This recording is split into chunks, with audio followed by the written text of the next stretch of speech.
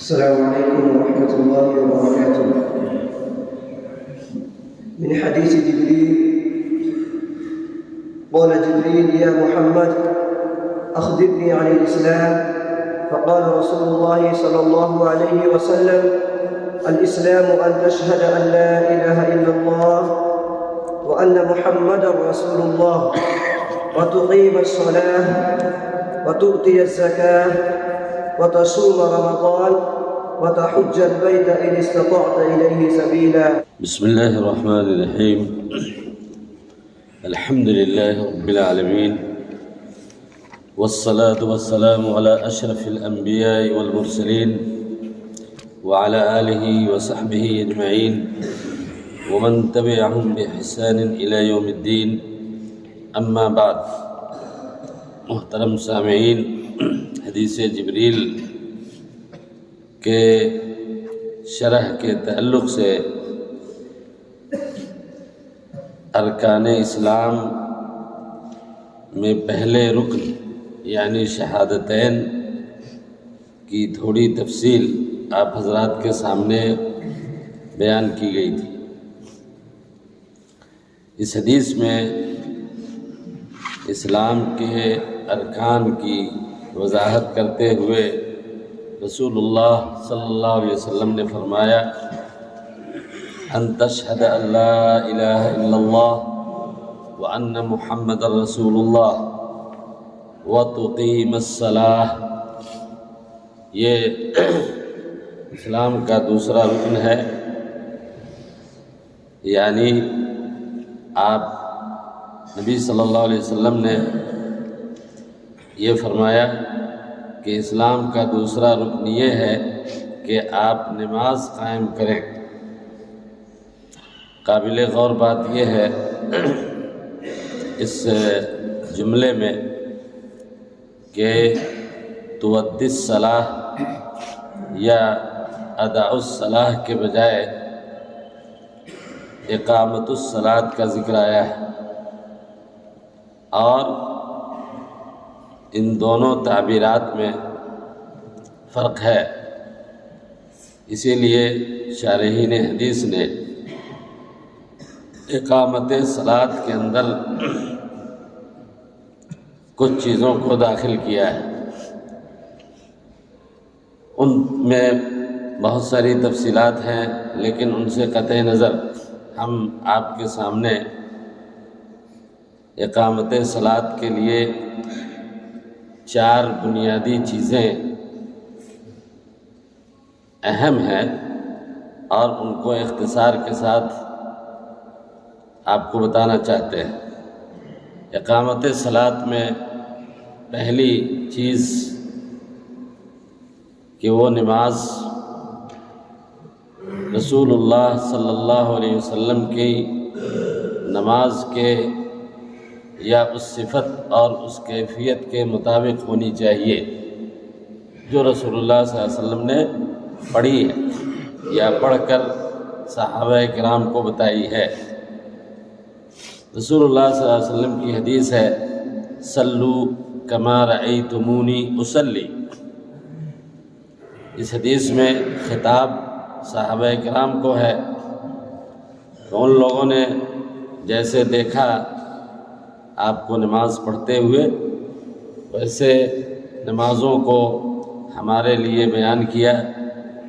اب ہمارے سامنے جو حدیثیں ہیں صحابہ کرام کے اعمال ہیں نماز کے سلسلے میں، ہمیں ان کی پیروی کرنی ہے اور ان کے مطابق نماز ادا کرنی ہے. تو اقامت صلاۃ میں پہلی چیز یہ ہے کہ نماز پڑھی جائے اور اس صفت پہ نماز پڑھی جائے، اس کیفیت پہ نماز پڑھی جائے جو رسول اللہ صلی اللہ علیہ وسلم کی نماز ہوا کرتی تھی. دوسری چیز اقامت صلاۃ کے سلسلے میں کہ نماز وقت پہ پڑھی جائے. اللہ تبارک و تعالیٰ نے قرآن مجید میں کہا کہ ان الصلاۃ کانت علی المؤمنین کتابا موقوتا.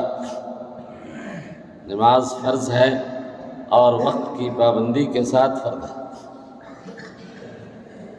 نماز کے اوقات رسول اللہ صلی اللہ علیہ وسلم نے بہت صراحت کے ساتھ بیان فرمائے، اور اس سلسلے کی سب سے صحیح اور سب سے جامع حدیث حضرت عبداللہ ابن عمرو ابن عاص رضی اللہ تعالیٰ عنہ کی حدیث ہے، جس کو امام مسلم نے نقل کیا ہے۔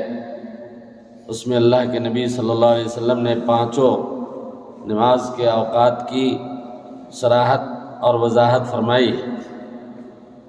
اس حدیث میں اللہ کے رسول نے فرمایا ہے کہ وقت صلاۃ الظہر اذا زالت الشمس وكان ظل كل شيء مثله، ووقت صلاۃ العصر اذا اصفرت الشمس، ووقت صلاۃ المغرب اذا غابت الشمس حتى تغيب الحمرة، ووقت صلاة العشاء إلى نصف الليل الأوسط أو إلى نصف الليل، ووقت صلاة الفجر من طلوع الفجر الصادق إلى أن تطلع الشمس۔ تو یہ جو اوقات ہیں نماز پڑھنے کے، اور رسول اللہ صلی اللہ علیہ وسلم نے امت کے سامنے قولی طور پہ اور عملی طور پہ اس کی صراحت اور اس کی وضاحت فرمائی ہے۔ ہماری یہ ذمہ داری بنتی ہے کہ ان اوقات کی پابندی کرتے ہوئے نماز کی ادائیگی کریں۔ یہ اقامت صلاۃ کے لیے دوسری اہم چیز ہے۔ تیسری چیز اقامت صلاۃ میں یہ بھی داخل ہے کہ نماز پڑھی جائے اور حضور قلب کے ساتھ پڑھی جائے۔ دل و دماغ اور جسم، یہ ساری چیزیں ہماری نماز کے اندر لگی ہوئی ہونی چاہیے۔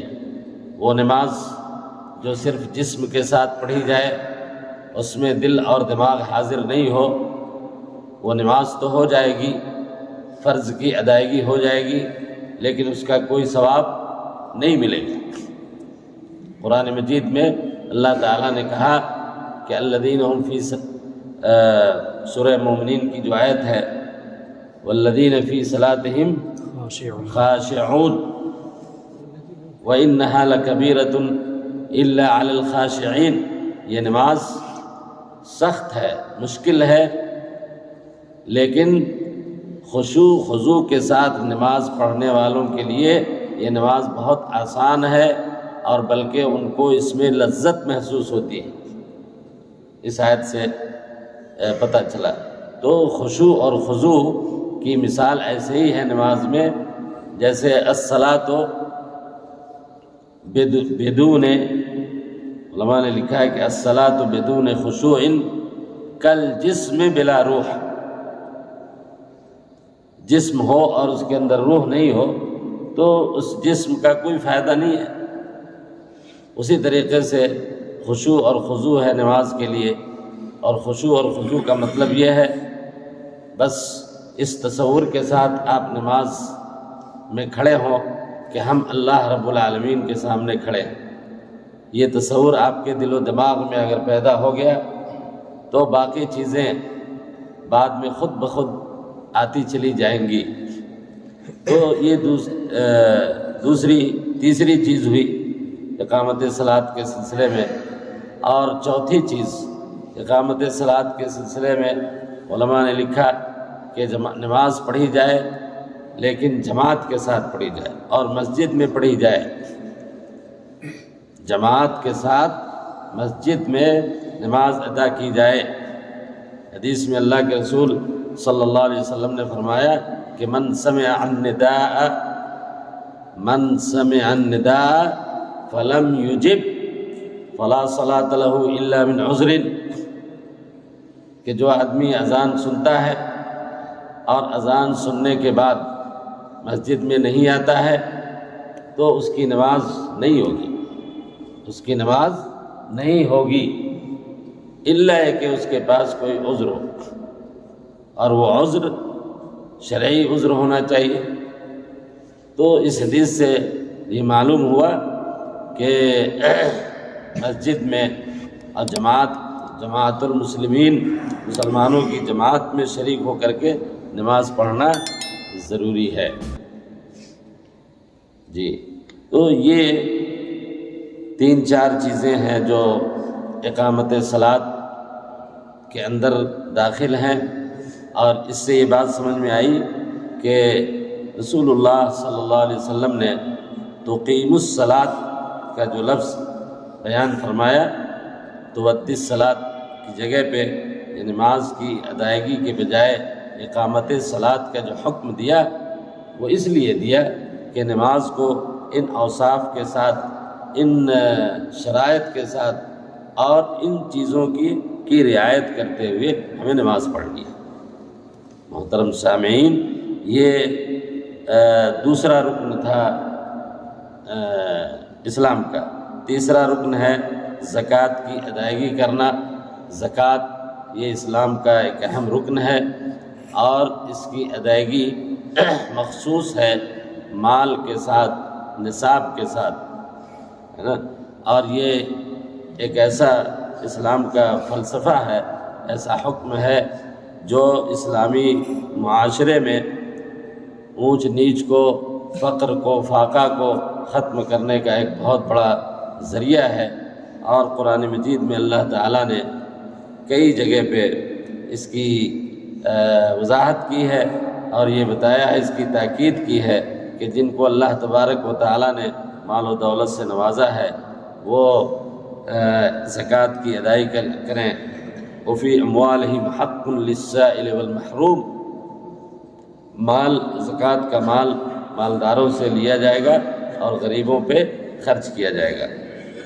چوتھا رکن ہے اسلام کا وتصوم رمضان، کہ آپ رمضان کا روزہ رکھیں۔ یہ رکن اسلام کا یہ بھی سال میں ایک بار رمضان کے مہینے میں اس کی ادائیگی کرنی ہے، اور یہ فرض اور رکن کی حیثیت رکھتا ہے۔ اگر کوئی شخص بلا عذر شرعی اس فریضے کی ادائیگی نہیں کرتا تو اس کے اوپر اسلام کا حکم نہیں لگایا جائے گا۔ اور اس سے یہ بھی معلوم ہوا کہ اس کے علاوہ، یعنی رمضان کے روزے کے علاوہ باقی روزے فرض نہیں ہیں، ان کی حیثیت سنت کی ہے، ان کی حیثیت نوافل کی ہے۔ جو چیز فرض ہے روزے کے اندر وہ صرف اور صرف رمضان کے مہینے کا روزہ ہے۔ اور آخری رکن، اسلام کے 5 ارکان میں سے آخری رکن، نبی صلی اللہ علیہ وسلم نے فرمایا کہ وَتَحُجُّ الْبَيْتَ إِنِ اسْتَطَعْتَ إِلَيْهِ سَبِيلًا، زاد راہ کی شرط کے ساتھ آپ کو خانہ کعبہ کا حج کرنا ہے۔ حج آپ جانتے ہیں، حج کے معنی آتے ہیں قصد کرنے کے، ارادہ کرنے کے، اور حج شرعی اعتبار سے بیت اللہ، خانہ کعبہ کا قصد کرنا، اللہ رب العالمین کے تقوی اور اس کے تقرب کی نیت سے، یہ ہے حج۔ اور حج کے اندر یہ چیز داخل ہے کہ اس فریضے کی ادائیگی کے لیے خانہ کعبہ کا ہونا ضروری ہے، اور اس کے ارد گرد جو مشاعر اللہ رب العالمین نے مقرر کیے ہیں وہیں پہ حج ہو سکتا ہے۔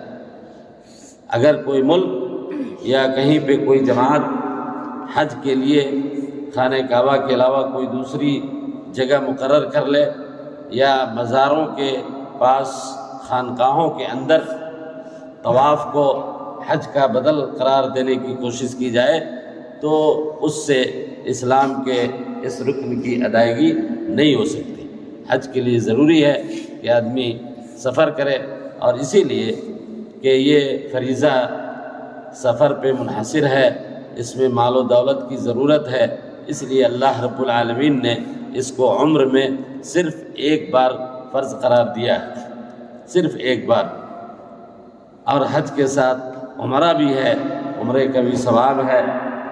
تو میرے بھائیوں، یہ تھے اسلام کے وہ 5 ارکان جن کی صراحت حدیث جبریل میں کی گئی ہے۔ وصلی اللہ تعالی علی نبینا محمد وعلی آلہ وصحبہ وسلم۔